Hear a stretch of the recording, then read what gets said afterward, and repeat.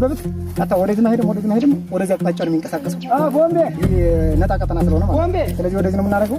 እያንዳንዱ አመራሮች እንዲሰባሰቡ አድርገን 3 ግብ ወደ እንትን አብዛኛው ጠላት መምጣት የሚችለው ዳር ከትሎ የሚመጣበት በዚህ ነው።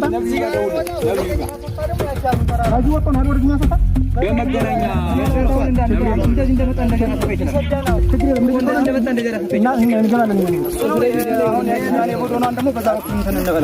የመጣው ካልሆነ በስተቀር ይሄኛው አሰፋ ኖርማል እንቅስቃሴ ወደ ታች ነው ያደረገው። ወደ ማን ነው የሚባለው ከኡምብሪ ማርያም ወርዳች አሰፋ ወደ ግራ በኩል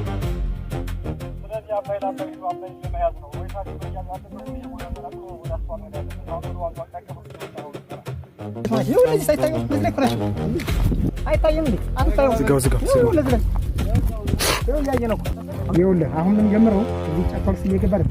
እቺ ገለጣ ቦታ አለች አይደል? እዚህ ላይ ከጀመረ የቡድን መሳሪያዎችን እየተጠቀሙ የነሱ ከፍ መሳሪያዎችን ይዞ መጠጋት ነው። እዚህ ላይ ምንም ማመልጥ ስለማይችል ማለት ነው። ጫካው ላይ ከሆነ ግን መስዋዕትነት ያስከፍላል። ተተፈስ ከመሰለኝ አሁን እንኳን የሆነ ነገር ቢመጣ እንጠጋለን። ይለቀነኝ ነው እኛ ማፈት ተደረገ ወደ እንጠጋለን። አይታባቱ ሜዳ ላይ ነው ብለን ይዟል። እቺን ቦታ ይለፋችን የህከነች ማርያማችን ይለፋል። እቺን ካለፈ ወደ ነው ዳበው አሁን አደረገው ወደፊት ምን አለው ጠላት ያለበት ቀጠና ለመድረስ 5 ኪሎ ሜትር ትቀራለች። 5 ኪሎ ሜትር ነው።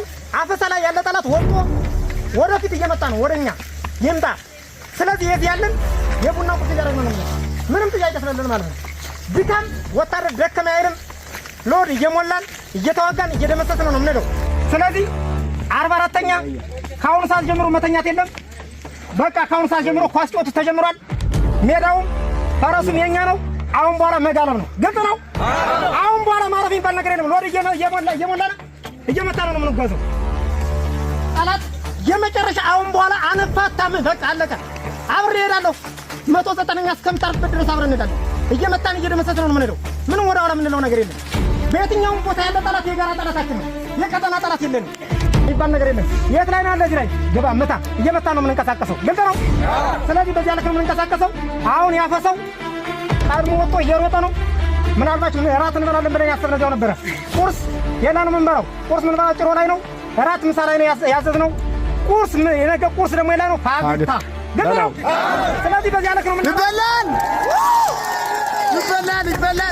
አሁን እንቅስቃሴያችን የሚሆነው ርቀታችንን ጠብቀን የምድር ኃይሉን አይተነዋል። ምንም ከኛ በታች አይደለም።